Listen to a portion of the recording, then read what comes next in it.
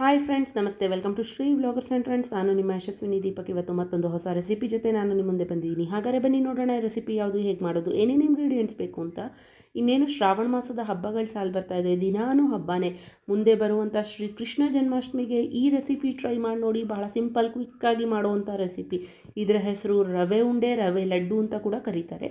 Ingredients note ಮಾಡ್ಕೊಳ್ಳಿ. ಹಾಲು, ಒಣಕೊಬ್ಬರಿ ತುರಿ, ಸಕ್ಕರೆ, ಬಾದಾಮಿ, ದ್ರಾಕ್ಷಿ, ಗೋಡಂಬಿ, ಲವಂಗ, ಏಲಕ್ಕಿ ಅಥವಾ ಏಲಕ್ಕಿ ಪುಡಿ, ತುಪ್ಪ, ಹಾಗೆ ಚಿರೋಟಿ ರವೆ.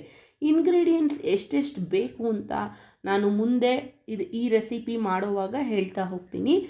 ನಾವು ಮೊದಲಿಗೆ ಒಂದು ಮಿಕ್ಸಿ ಜಾರ್ ತೊಗೊಳ್ಳೋಣ. ಆ ಮಿಕ್ಸಿ ಜಾರಲ್ಲಿ ಒಂದು 125 ಗ್ರಾಮ್ ಆಗುವಷ್ಟು ಸಕ್ಕರೆನ ಹಾಕ್ಕೊಳ್ಳೋಣ. ಸಕ್ಕರೆ ಹಾಕಿದ ನಂತರ ಏಲಕ್ಕಿ ಹಾಕೋದಾದರೆ 5ರಿಂದ 6 ಉಂಡೆ ಏಲಕ್ಕಿ. ನಾನಿಲ್ಲಿ ಏಲಕ್ಕಿ ಪುಡಿ ಹಾಕ್ತಾಯಿದ್ದೀನಿ. 1 ಟೇಬಲ್ ಸ್ಪೂನ್ ಹಾಕ್ಕೊಂಡು ಪುಡಿ ಮಾಡಿ ಒಂದು ಕಡೆ ಇಡೋಣ. ನಂತರ ಒಂದು ಪ್ಯಾನ್ ಕಾಯಕ್ಕಿಟ್ಟು 4ರಿಂದ 5 ಟೇಬಲ್ ಸ್ಪೂನ್ ತುಪ್ಪ ಹಾಕಿ ಕಾಯಿಸಿದ ನಂತರ 5ರಿಂದ 6 ಲವಂಗ ಸೇರಿಸ್ಕೊಳ್ಳೋಣ. ಲವಂಗ ಹಾಕಿದ ನಂತರ ಸಣ್ಣದಾಗಿ ಕಟ್ ಮಾಡಿರುವಂಥ ಗೋಡಂಬಿ ಹಾಗೆ ಸಣ್ಣದಾಗಿ ಕಟ್ ಮಾಡಿರುವಂಥ ಬಾದಾಮಿ ಹಾಕಿ 2ರಿಂದ 3 ನಿಮಿಷ ಫ್ರೈ ಮಾಡೋಣ. ನಂತರ ದ್ರಾಕ್ಷಿ ಸೇರಿಸ್ಕೊಳ್ಳೋಣ.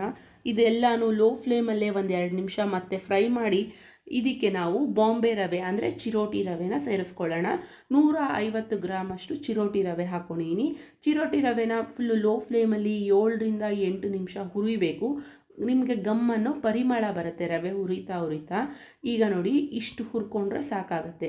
ಇದಕ್ಕೆ ಸಣ್ಣದಾಗಿ ತುರಿದಿರುವಂಥ ಒಣ ಕೊಬ್ಬರಿ ತುರಿನ ಸೇರಿಸ್ತಾ ಇದ್ದೀನಿ.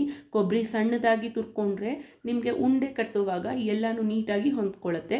ಕೊಬ್ಬರಿ ಹಾಕಿದ ನಂತರ 2ರಿಂದ 3 ನಿಮಿಷ ಫ್ರೈ ಮಾಡಿ. ಮತ್ತೆ ಅದಾದ ನಂತರ ಒಲೆ ಕಂಪ್ಲೀಟ್ ಲೋ ಫ್ಲೇಮಲ್ಲೇ ಇಟ್ಕೊಂಡು ಸಕ್ಕರೆ ಮತ್ತು ಏಲಕ್ಕಿ ಪುಡಿನ ಸೇರಿಸ್ಕೊಳ್ಳೋಣ. ಅದು ಚೆನ್ನಾಗಿ 3ರಿಂದ 4 ನಿಮಿಷ ಮಿಕ್ಸ್ ಮಾಡಬೇಕು. ರವೆ ಕೊಬ್ಬರಿಗೆ ಸಿಹಿ ಅಂಶ ಹೊಂದಬೇಕು ನಿಮಗೆ, ಅಲ್ಲಿವರೆಗೂ ಫ್ರೈ ಮಾಡ್ಕೊಳ್ಳಿ.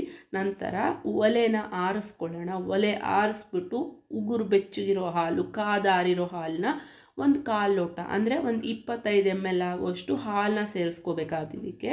ನೋಡಿ, ಇಷ್ಟು ಹುರಿದ್ರೆ ನಿಮಗೆ ಸಕ್ಕರೆ ಎಲ್ಲ ನೀಟಾಗಿ ಮಿಕ್ಸ್ ಆಗಿರುತ್ತೆ. ಈಗ ನಾವು ಇದಕ್ಕೆ ಹಾಲು ಸೇರಿಸ್ಕೊಳ್ಳೋಣ. ಕಾದು ತಣ್ಣಗಾಗಿರೋ ಅಥವಾ ಉಗುರು ಬೆಚ್ಚಗಿರೋ ಹಾಲು. ಒಲೆ ಆರಿಸ್ಬಿಟ್ಟು ಇದನ್ನ ಹಾಲು ಹಾಕಿ ಮಿಕ್ಸ್ ಮಾಡ್ಕೊಳ್ಳಿ. ನೋಡಿ, ಈ ಥರ ಮಿಕ್ಸ್ ಮಾಡಿ ಒಲೆಯಿಂದ ಕೆಳಗೆ ಇಳಿಸಿಟ್ಕೊಳ್ಳಿ ಪ್ಯಾನ್ನ. ಸ್ವಲ್ಪ ಬಿಸಿ ಇದೆ ಅನ್ನೋವಾಗಲೇ ಉಂಡೆ ಕಟ್ಟಬೇಕಾಗತ್ತೆ. ಉಂಡೆ ನಿಮಗೆ ಯಾವ ಸೈಜಲ್ಲಿ ಬೇಕಾದ್ರೂ ಕಟ್ಕೋಬೋದು. ಶ್ರೀ ಕೃಷ್ಣ ಜನ್ಮಾಷ್ಟಮಿಗೆ ನೈವೇದ್ಯಕ್ಕೆ ಮಾಡಬಹುದು. ಅದಲ್ಲದೆ ಬೇರೆ ಹಬ್ಬಗಳ ಕೂಡ ಮಾಡಿಕೊಂಡು ನೈವೇದ್ಯಕ್ಕಾಗಿ ಬಳಸ್ಬೋದು. ನಮ್ಮಲ್ಲಿ ವರಮಹಾಲಕ್ಷ್ಮಿ ಹಬ್ಬ, ಗಣಪತಿ ಹಬ್ಬ ಕೂಡ ಮಾಡ್ಕೊತೀವಿ. ಫ್ರೆಂಡ್ಸ್, ನೀವು ಈ ರೆಸಿಪಿನ ಟ್ರೈ ಮಾಡಿ ಹೇಗಿದೆ ಅಂತ ನನ್ನ ಕಮೆಂಟ್ ಬಾಕ್ಸ್ನಲ್ಲಿ ಬರುತ್ತೆ ತಿಳಿಸಿ. ಈ ವಿಡಿಯೋ ನೋಡೋದಕ್ಕಾಗಿ ಧನ್ಯವಾದಗಳು. ಮುಂದೆ ಮತ್ತಷ್ಟು ಹೊಸ ರೆಸಿಪಿಗಳ ಜೊತೆ ನಾನು ನಿಮ್ಮ ಮುಂದೆ ಬರ್ತೀನಿ.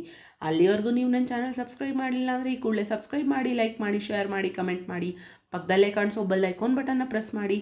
ಹಾಗೆ please wait for my next recipe.